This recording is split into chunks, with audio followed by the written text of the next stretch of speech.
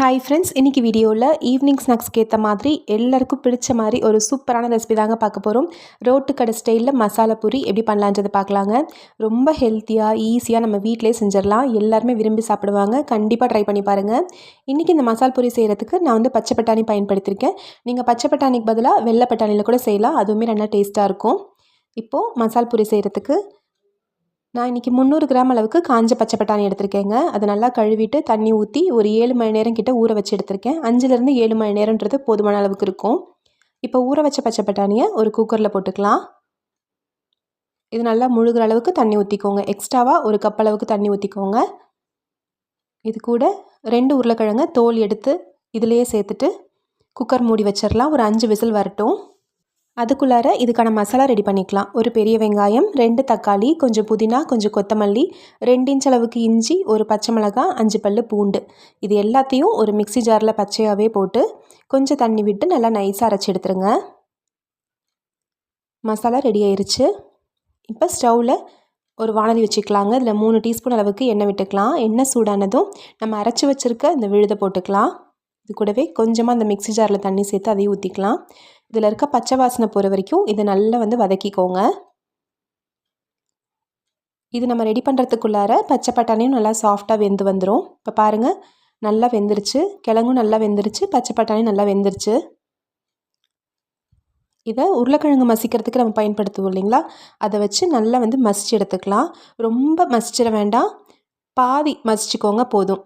அதாவது அங்கங்கே நம்மளுக்கு பட்டாணி தெரியணும், அந்த மாதிரி மசிச்சு எடுத்துக்கோங்க.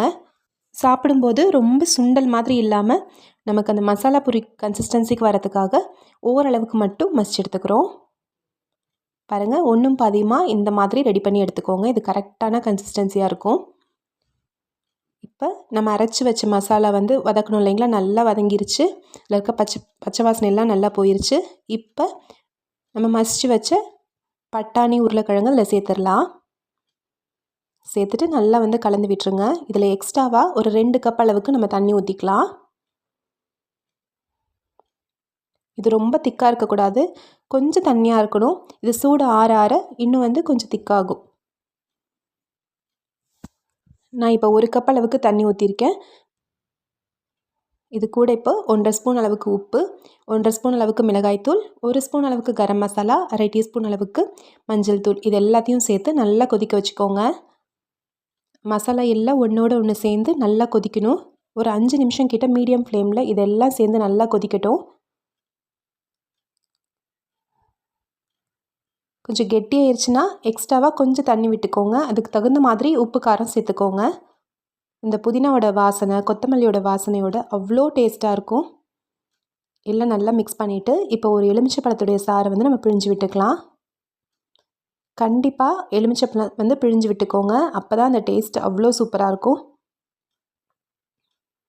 ஒரு 5 நிமிஷம் கிட்ட நல்லா கொதித்து வந்ததும் கடைசியாக பொடியாக நறுக்கி வச்சுருக்க கொத்தமல்லி தழை தூவி ஸ்டவ் ஆஃப் பண்ணிவிட்டு இறக்கிடலாங்க. அவ்வளோதான்,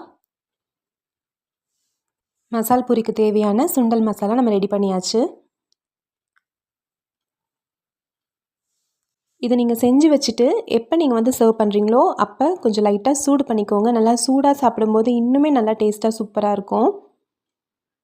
பாருங்கள், இந்த அளவுக்கு நல்லா கொதிச்சு வரட்டும். இப்போ இதை இறக்கி வச்சிடலாம். இப்போ ஸ்டவ்வில் எண்ணெய் வச்சு ரெடிமேட் பானிபூரிக்கான வடகம் இருக்குது இல்லைங்களா, அதை பொரிச்சு எடுத்துக்கலாம். எல்லா கடைகள்லையுமே இது மோஸ்ட்லி கிடைக்குங்க, இந்த பானிபூரி வடகம். இதை நம்ம எண்ணெயில் போட்டு நல்லா பொரிச்சு எடுத்துடலாம். இதில் நீங்கள் ஓட்டை போட்டு நம்ம ரெடி பண்ணி வச்சுருக்க அந்த சுண்டல் மசாலாவை ஃபில் பண்ணி சாப்பிட்டா கூட அவ்வளோ டேஸ்ட்டாக இருக்கும். இதே மாதிரி நமக்கு தேவையான அளவுக்கு பூரியை பொரிச்சு எடுத்துக்கலாம்.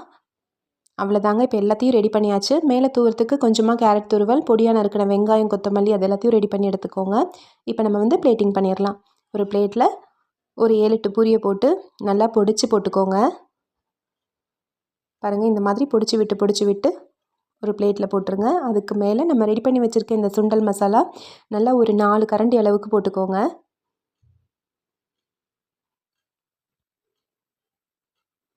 அதுக்கு மேலே நம்ம துருவி வச்சுருக்க கேரட், பொடியாக நறுக்கி வச்சுருக்க வெங்காயம், கொஞ்சமாக பொடியாக நறுக்கி வச்சுருக்க கொத்தமல்லி எல்லாத்தையும் தூவி எல்லாம் சேர்ந்து ஒன்றா சாப்பிடும்போது அவ்வளோ டேஸ்ட்டாக இருக்கும். கண்டிப்பாக ட்ரை பண்ணி பாருங்கள். ரொம்ப சிம்பிளாக செஞ்சிடலாம்.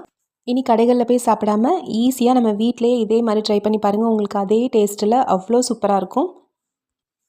இதே மாதிரி ட்ரை பண்ணி பார்த்துட்டு எப்படி வந்துச்சுன்ற சொல்லுங்கள். இந்த ரெசிபி பிடிச்சிருந்துச்சுன்னா நம்ம சேனல் ராகாஸ் கிச்சனில் ஒரு லைக் கொடுங்க. ஃப்ரெண்ட்ஸ் கூட இந்த வீடியோவை ஷேர் பண்ணிக்கோங்க. நம்ம சேனலை சப்ஸ்கிரைப் பண்ணி வச்சுக்கோங்க. தேங்க்யூ.